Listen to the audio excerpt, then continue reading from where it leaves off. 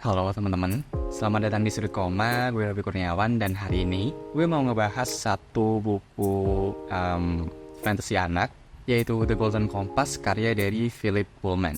Kalau judul bahasa Indonesianya sih Kompas Emas, dan dia merupakan bagian pertama dari trilogi His Dark Material. Mungkin sebelum kita masuk ke pembahasannya seperti biasa ya, sebelum gue bacain blognya, kemudian ya ngasih tahu kelebihan dan kekurangan yang gue temukan, gue mau cerita dikit kali ya tentang bagaimana gue kenal dengan seri satu ini. Well, pertama kali banget gue kenal sama seri satu ini adalah lewat film adaptasinya. Gue nggak tahu exactly kapan film adaptasinya tadi tuh rilis, tapi yang jelas waktu gue kecil tuh gue nonton film adaptasinya di Trans TV. Jadi kayak ditayangin gitu di TV. Gue akan tunjukin covernya kayak gimana, cover filmnya. Tapi yang jelas ya, gue pertama kali terekspos dengan seri satu ini lewat filmnya tadi, film pertamanya. Somehow kayaknya nggak pernah ada sequel ya. Seingat gue sih, nggak tahu apakah gue kelewat atau gimana, tapi gue cuma pernah nonton yang The Golden Compass doang. Kemudian setelahnya ya hidup berlalu begitu aja. Gue udah lama banget gak pernah denger gitu ya judul satu ini.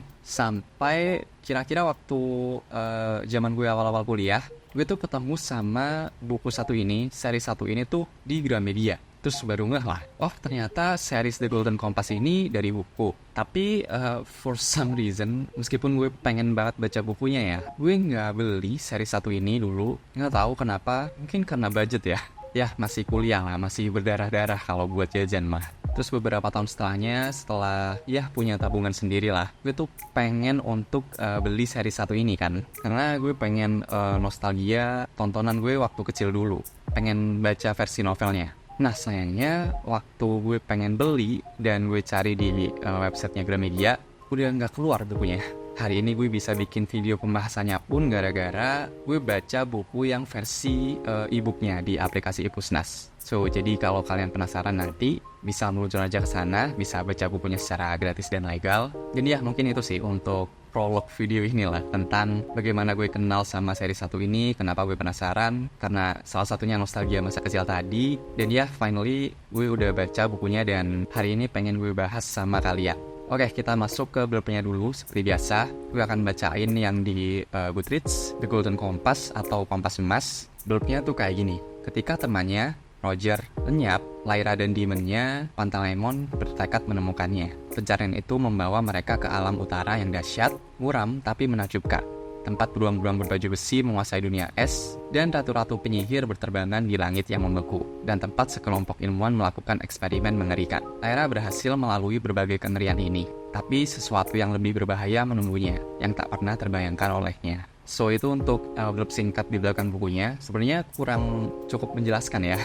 Jadi mungkin akan gue tambahin sedikit. Seperti yang udah gue bilang di awal, buku The Golden Compass 1 ini merupakan buku fantasy anak. Dan untuk buku pertamanya akan berfokus pada karakter Lyra, tokoh utama kita yang hidup di satu dunia yang mana sebenarnya untuk basis buminya sendiri itu nggak jauh beda sama bumi/dunia kita. Tapi yang membedakan ada beberapa hal. Yang pertama, jiwa atau nyawa dari makhluk-makhluk yang ada di dunianya Lyra satu ini itu kayak wujudnya dibagi dua.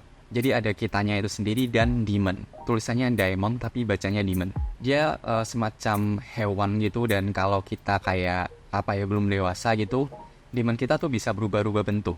Jadi bisa berubah dari hewan satu ke hewan lain. Sementara kalau kita sudah dewasa, kita harus semacam memilih lah, memutuskan bentuk terakhir dari demon kita tadi. So sistem jiwa dan nyawa dari dunianya Lyra satu ini tuh kayak dua embodiment gitu. Mereka nggak bisa terlalu jauh antara satu dengan yang lain, kecuali kalau kalian ras penyihir, dan apabila demon kalian tuh semacam kayak tersakiti gitu ya, kalian juga akan merasakannya. Begitu pula sebaliknya.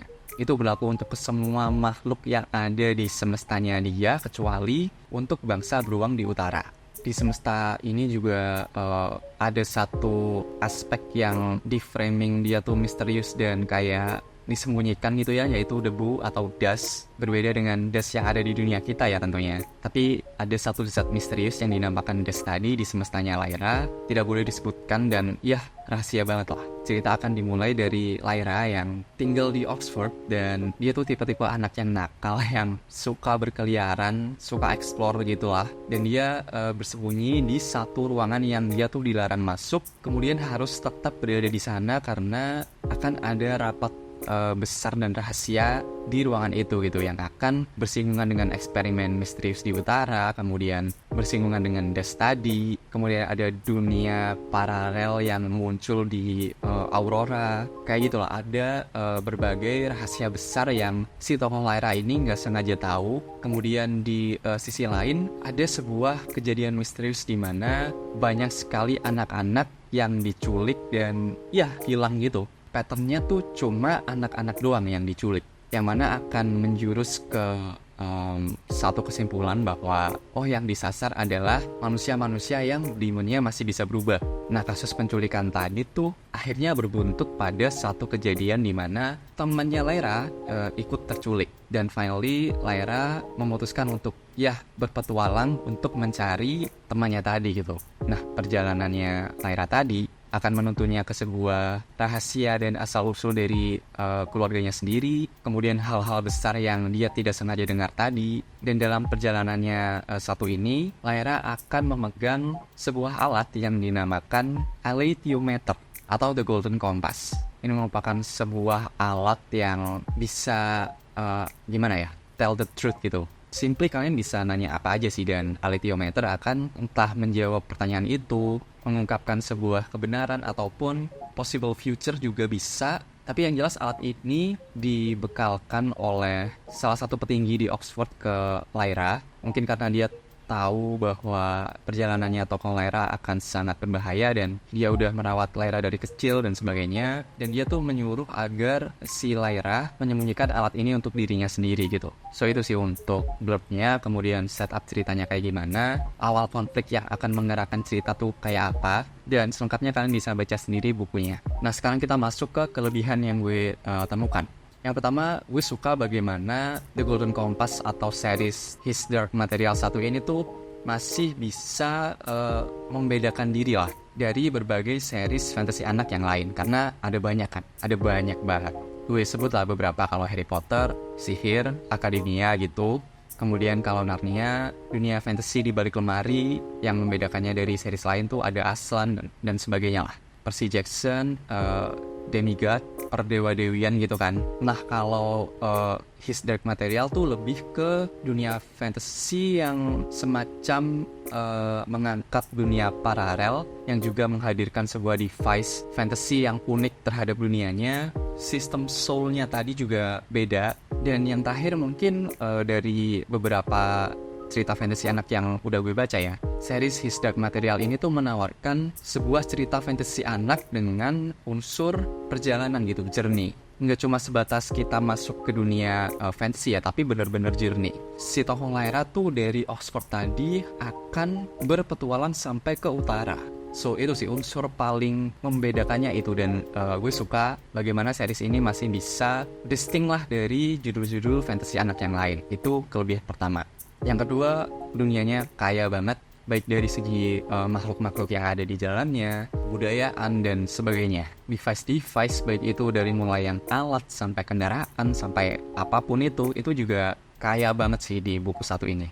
Kemudian next, gue juga suka, ini agak jarang sih sebenarnya gue diskusiin di kelebihan buku yang gue temukan, tapi gue suka sama unsur graphic design dari bukunya itu sendiri gitu. Jadi font yang dipilih, kemudian ada semacam kayak gambar kecil sebelum kita memulai sebuah bab, kayak di depan kalimat pembuka gitu, kecil lah, semacam icon gitu. Itu gue suka banget sih. Terus kelebihan lain mungkin gue suka sama aspek dimana Philip Pullman tuh juga menyentuh topik agamis. Gue selalu suka sih sama hal tersebut. So itu tadi untuk berbagai kelebihan yang gue temukan dalam bukunya. Menurut gue salah satu kekurangan yang lumayan gue rasakan gitu ya adalah aspek dimana gue nggak begitu ngerasain ancaman besarnya tuh apa. baru bener-bener kerasa tuh di akhir bukunya. Kalau kalian udah menutup bukunya, akan ada the bigger problem lah. Dan nggak tahu ya, gue ngerasa kalau permasalahan yang stake-nya lebih besar ini gue tahu di awal, mungkin stake-nya tuh akan lebih berasa gitu. Gue bisa lebih worry terhadap Lyra dan perjalanannya, kemudian terhadap impact ke dunianya Lyra sendiri. Dan mungkin cuma itu sih kekurangan yang gue temukan yang signifikan ya. Selebihnya gue sangat enjoy buku satu ini. Highly recommend untuk kalian yang lagi nyari sebuah seri fantasy anak yang masih bisa cukup beda gitu dari ratusan series fantasy anak yang ada. So ya, mungkin itu aja. Gimana nih? Di antara kalian apakah udah ada yang baca bukunya? Atau sama kayak gue nih, kenal dari filmnya dulu dan bahkan mungkin belum tahu kalau cerita satu ini tuh asalnya dari buku? Well, bisa tulis di kolom komentar bawah. Dan seperti biasa, terima kasih sudah dengerin. Gue Robi Kurniawan dan sampai jumpa di halaman selanjutnya. Thank you.